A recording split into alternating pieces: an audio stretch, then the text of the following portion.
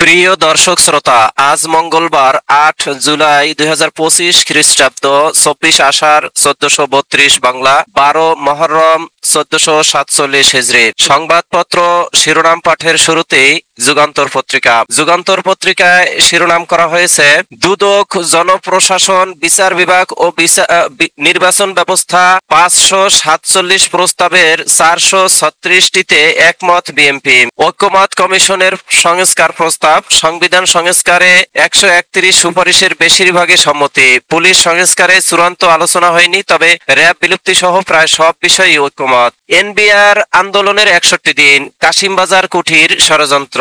অভিযোগ গঠন বিষয়ে আদেশ ১০ জুলাই, ট্রাইব্যুনালে হাসিনার বিচার দৃশ্যমান। স্ত্রী মেয়ের সামনে যুবদল নেতাকে গুলি করে হত্যা, রাউজানে বোরকা পরে আসে খুনিরা। এখানে একটি ছবি দেওয়া হয়েছে, চট্টগ্রামের রাউজানে গুলিতে নিহত যুবদল কর্মী মোহাম্মদ সেলিমের ইনসেটে তার ছবি, মায়ের আহাজারি। জাতীয় পার্টির ৩ নেতাকে অব্যাহতি, নতুন মহাসচিব শামীম হায়দার পাটোয়ারি। জুলাই অভ্যুত্থান ধারাবাহিক বর্ণনায় বাংলা ব্লকেট কর্মসূচিতে স্থবির দেশ। কর্মকর্তা কর্মচারীদের উদ্দেশ্যে এনবিআর চেয়ারম্যান বলছেন, দায়িত্বশীল আচরণ করলে ভয়ের কিছু নেই। এই ছিল যুগান্তর পত্রিকার শিরোনাম। এবারে ইত্তেফাক। দৈনিক ইত্তেফাকে শিরোনাম করেছে, উপজেলা পর্যায়ে অধস্থান আদালত স্থাপনে ঐক্যমত। ঐক্যমত কমিশনের সঙ্গে দলগুলোর বৈঠক। জনগণের স্বার্থে ৩৫ বছর আগের অবস্থান পরিবর্তন করেছে বিএনপি, বলছেন সালাউদ্দিন আহমেদ। দলগুলোর মধ্যে ঐক্যমতে আসার চেষ্টা দেখা যাচ্ছে, বলছেন আলী রিয়াজ। রাজনৈতিক সদিচ্ছা ছাড়া ব্যাংকের কোন নীতিমালা কাজ করবে না, বলছেন গভর্নর। ব্যাংক খাত নজরদারিতে বড় পরিবর্তন বাংলাদেশ ব্যাংকের। ২০টি ব্যাংকে পরীক্ষামূলকভাবে নতুন তদারকি পদ্ধতি চালু। পক্ষপাতহীন মুক্তিযুদ্ধের ইতিহাস তুলে ধরুন, বলছেন প্রধান উপদেষ্টা। একটি সংবাদ ছাপা হয়েছে, দেশের জনসংখ্যা জাতিসংঘের জনসংখ্যা তহবিল তথ্যে বলা হয়েছে ১৭,৫৭,০০,০০০। যমুনা অভিমুখে চাকরিচ্যুত বিডিআর সদস্যরা পুলিশের জলকামান সাউন্ড গ্রেনেডে ছত্রভঙ্গ। রাউজানে স্ত্রী কন্যার সামনে যুবদল কর্মীকে গুলি করে হত্যা। বড় আকারে সীমা লঙ্ঘন ভিন্নভাবে দেখা হবে, এনবিআর চেয়ারম্যান বলছেন। রাজনীতির বিষয়ে মতামত, ফখরুল ইসলাম আলমগীর বলছেন, নির্বাচন দেরি হলে আইন শৃঙ্খলা ভেঙে পড়বে। নাহিদ ইসলাম বলছেন, এবার লক্ষ্য জাতীয় সংসদ ও বাংলাদেশ পুনর্গঠন। জামাতে ইসলামের মিয়া গোলাম পরোয়ার বলছেন, এই পরিস্থিতিতে নির্বাচন মেনে নিতে পারি না।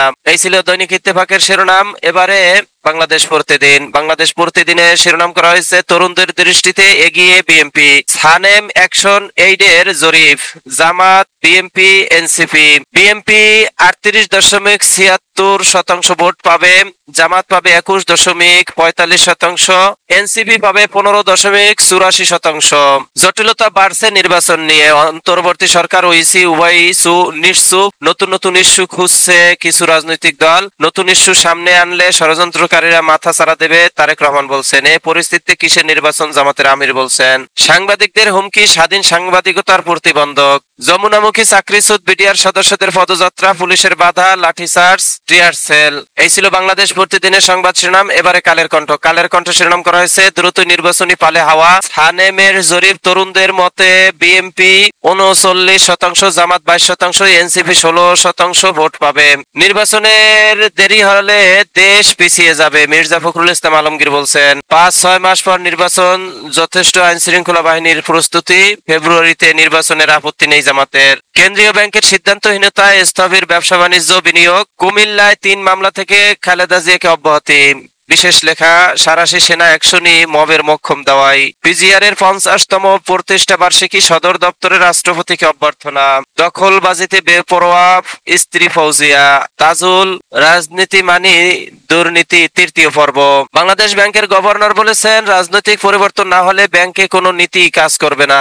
সাংবাদিকদের বিরুদ্ধে বিষোদ্গার ও হুমকি দুঃখজনক অনুবিপ্রেত। বিএফইউজে, ডিইউজে ও জাতীয় প্রেস ক্লাবের নিন্দা। গণমাধ্যমের স্বাধীনতায় আঘাত, পেশাজীবীদের নিন্দা। চলতি বছর শেষ হতে পারে ৪ মামলার বিচার। মানবতা বিরোধী অপরাধ, আন্তর্জাতিক অপরাধ ট্রাইব্যুনাল। শেখ হাসিনা, কামালকে অব্যাহতির আরজি, মামুনের বক্তব্য নেই। মূল্যস্ফীতি কমে ৮.৪৮% বেড়েছে জিডিপি প্রবৃদ্ধি। একটি ছোট অংশ জঙ্গি হতেও পারে, পররাষ্ট্র উপদেষ্টা বলছেন। মালয়েশিয়া আটক ৩৫ বাংলাদেশি। বৃহস্পতিবার এসএসসির ফল প্রকাশের প্রস্তাব। এই ছিল কালের কণ্ঠের শিরোনাম। এরই মাঝে শেষ হলো আজকে পত্রিকা পাঠের সময়। আপনারা সকলেই ভালো থাকবেন, আল্লাহ ভালো রাখুক এই প্রত্যাশা কামনা করে শেষ করছি। আসসালামু আলাইকুম ওয়া রাহমাতুল্লাহ।